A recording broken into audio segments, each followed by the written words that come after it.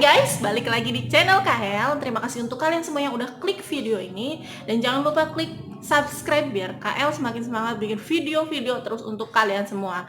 Nah, kali ini KL mau nge-review drama The World of the Married episode 15 yang baru banget tayang Jumat lalu. Sekarang Sabtu berarti kemarin ya yang baru banget tayang. Nah, ini dia. Di episode 15 ini dibuka dengan keharmonisan rumah tangganya Dakyung dengan Lee Tae-oh, dan juga betapa tidak akan goyahnya mereka berdua karena mereka tuh udah menikah ya, jadi mereka nggak akan goyah lah. Namun semua itu berubah seketika ketika Dr. Ji bilang bahwa Dr. Ji telah tidur dengan Lee Tae-oh.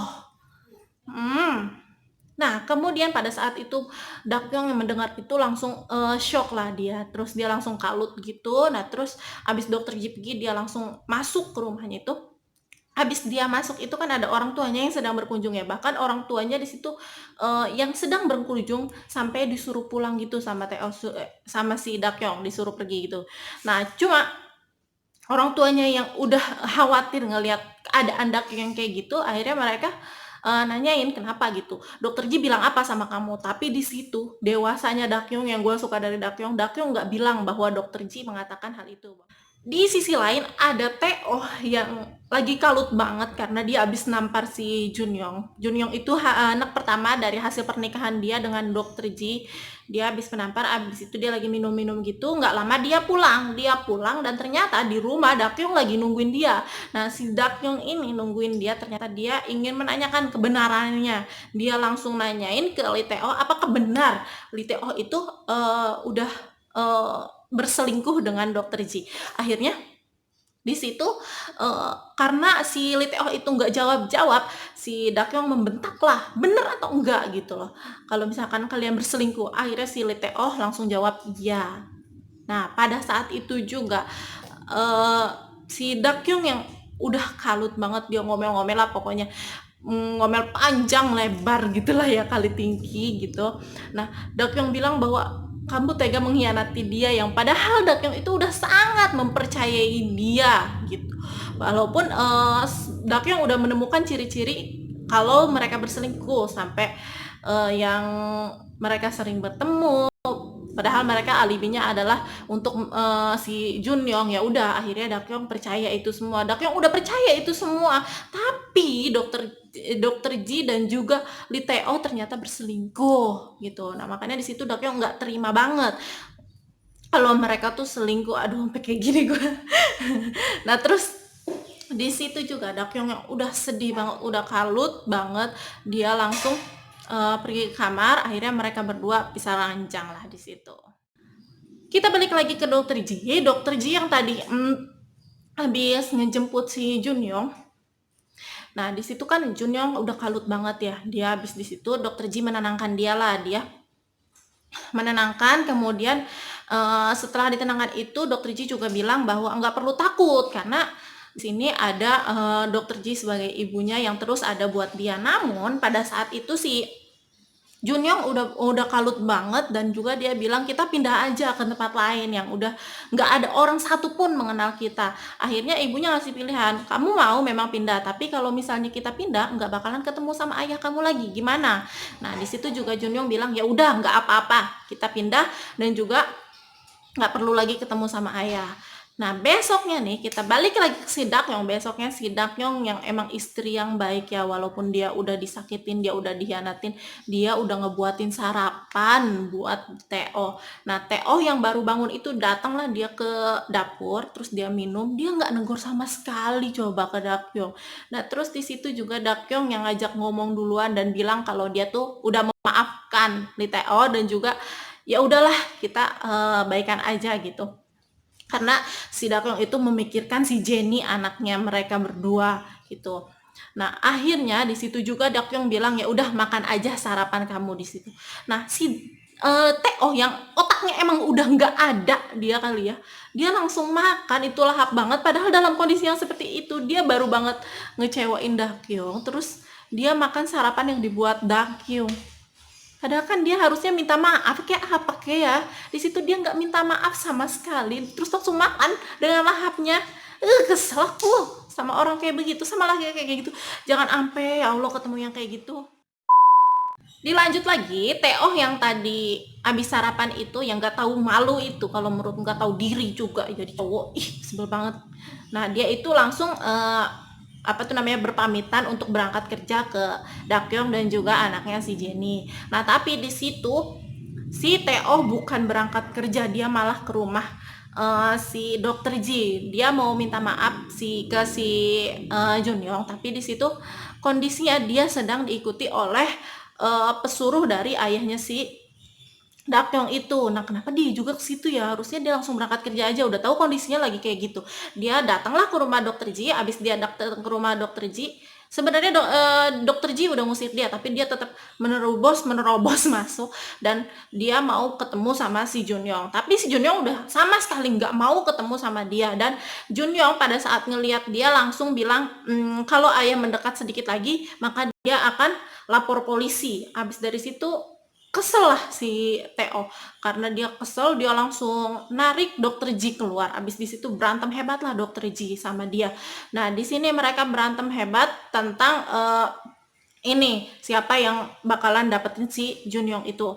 Nah terus juga mereka bertengkar hebat tentang kenapa sih dokter Ji itu bilang sama Dakyong tentang perselingkuhan mereka, padahal mereka udah berjanji bahwa mereka nggak akan ngebongkar rahasia itu. Nah di situ juga dokter Ji bilang bahwa sebenarnya dia tuh mau nutupin, tapi karena si Teo itu nyakitin si Junyong, akhirnya dibukalah semua. Kalau misalnya Junyong nggak disakitin sama Teo, mungkin dia nggak akan ngelakuin itu, tapi karena si Junyong disakitin sampai ditampar kayak gitu, makanya dokter Ji ngelaporin itu semua ke si Dakyong. Nah abis dari situ, karena si dokter Ji tahu lah dia diikutin, akhirnya dia datanglah ke pesuruhnya si ayahnya si Teo, ayahnya si Dakyong itu. Dia datang, dia ketok-ketok, dia bilang di situ bahwa uh, bilang sama bapaknya si Dakyong itu bahwa dokter Ji mau ketemu sama dia. Akhirnya dibilang sama pesuruhnya itu, dan ketemulah mereka berdua. Ketemu, habis di situ dokter Ji ceritain semuanya. Nah pada saat itu si Dakyong yang lagi di rumah, dia dapat kiriman foto gitu, laporan bahwa si Lee Tae-oh ke rumah dokter Ji. Dia marah lah di situ, tapi marahnya dia di sini, keselnya dia di sini, yang gue suka dari Dakyong, dia tetap diem, dia tetap dewasa, dia tetap diem aja, pokoknya calm down gitu. Nah setelah dapat laporan itu, dia juga dapat laporan dari ibunya bahwa dokter Ji itu akan pindah, jadi tenang aja, rumah tangga kamu nggak akan ada yang ganggu lagi. Nah seneng lah Dakyong di situ.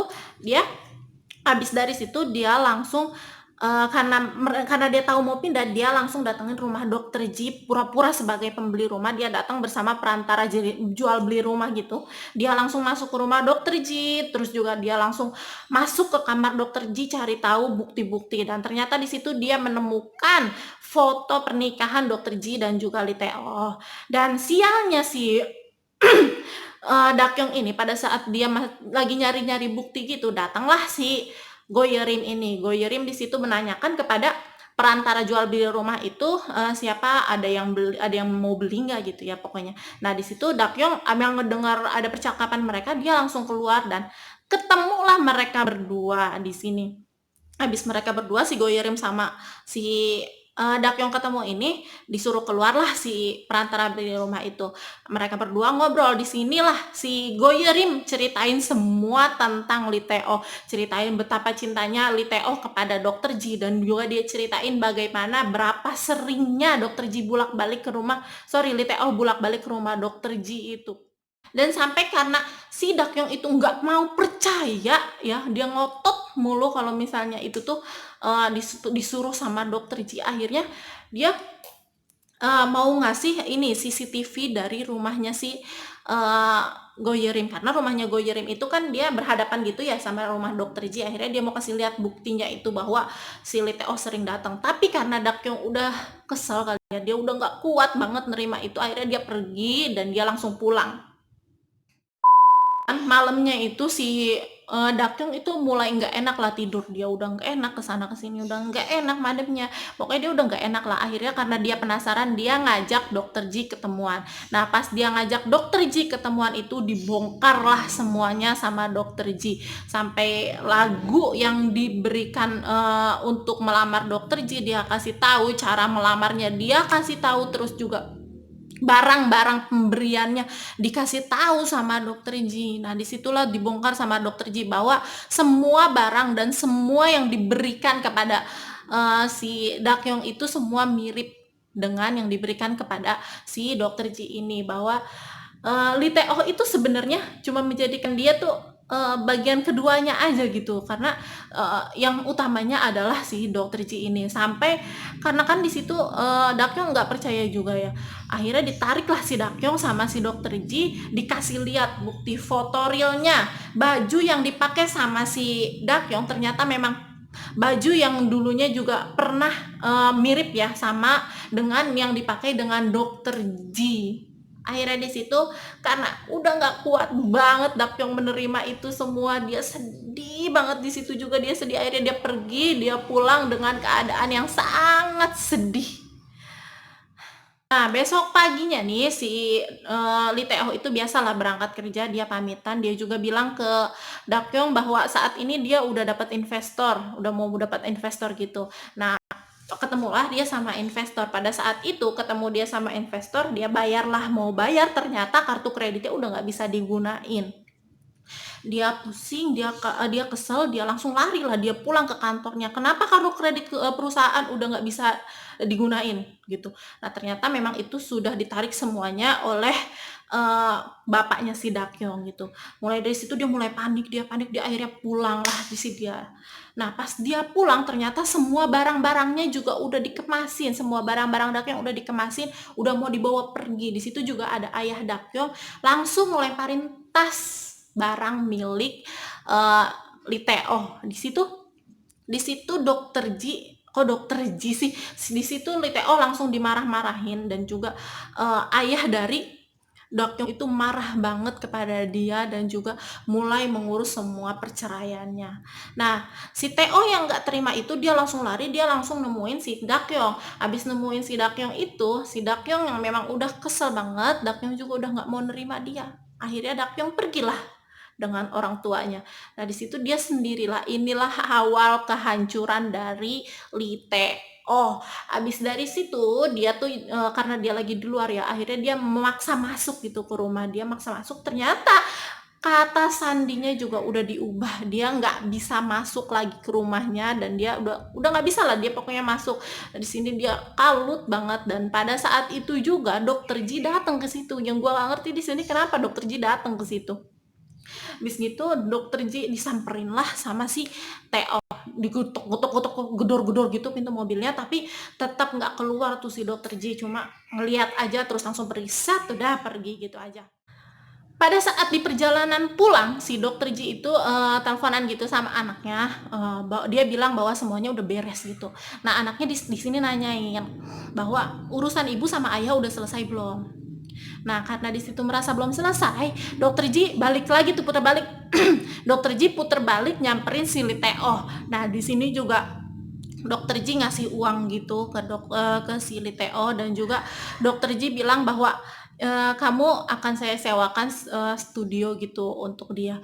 Tapi di sini karena si Lee Tae-oh itu udah nggak tahu diri ya, dia malah ngelaporin semua kejadian itu dan juga semua keburukan ibunya ke anaknya itu. Sampai dia bilang bahwa si Junyoung nggak akan bisa nerima dia dan nggak akan bisa menyayangi dia, karena dia tuh si Junyoung cuma sayang sama si ayahnya itu. Ngeselin banget kan ya, udah dibantuin bukan terima kasih. Abis dari situ dokter Ji yang udah kesel banget, akhirnya dia langsung buka mobilnya, dia masuk ke mobil dan dia mau tabrak tuh si Teo. Tapi di situ nggak jadi, mungkin karena masih cinta kali ya, jadi nggak jadi. Selang beberapa waktu kemudian mereka udah mulai adem lah, Teo juga udah pergi entah kemana. Akhirnya mereka udah adem, keluarga mereka udah bahagia gitu. Si Junyoung sama si dokter Ji juga udah bahagia. Nah, udah mulai inilah pokoknya dokter Ji udah mulai bangkit, datanglah dia ke rumah sakit berkunjung gitu si dokter Ji. Datang ke rumah sakit, dia ketemu dengan sahabatnya si Sol Myung So. Nah, si Sol Myung So ini ternyata udah menggantikan posisi dokter Ji sebagai direktur rumah sakit itu. Nah, abis dari situ Sol Myung So bilang ke dokter Ji bahwa kayaknya Lee Tae-oh balik lagi deh gitu. Karena ada temen dia yang ngeliat. Nah, di sini mulai timbul kepanikan. Akhirnya dokter Ji nelpon si Junyong, dan Junyong di situ bilang, "Ibu pulang kapan?" Gitu. Akhirnya karena Dokter Ji lagi belanja-belanja, akhirnya Dokter Ji bilangnya, "Nanti sebentar lagi Dokter Ji saya pulang," gitu. Nah, sepulangnya Dokter Ji abis belanja dari abis belanja gitu, habis dari belanja, ternyata Dokter Ji nggak nemuin sama sekali si Junyong di rumah itu. Ternyata si Junyong itu udah nggak ada tuh di rumahnya. Tapi ketika saat itu Dokter Ji nemuin handphone di bangku. Nah, pas dia nemuin handphone di bangku, di situ juga dia menemukan note pesan-pesan gitu bahwa si Junyong udah dibawa sama Lee Tae-oh. Oke guys, sampai di sini dulu video gua hari ini. Kalau kalian suka sama video ini, jangan lupa kalian klik like, comment, dan share video ini ke sosial media yang kalian punya. Dan jangan lupa kalian klik subscribe please, biar KL itu semakin semangat bikin video-video terus untuk kalian semua. Oke, kalau gitu see you next vlog. Annyeong.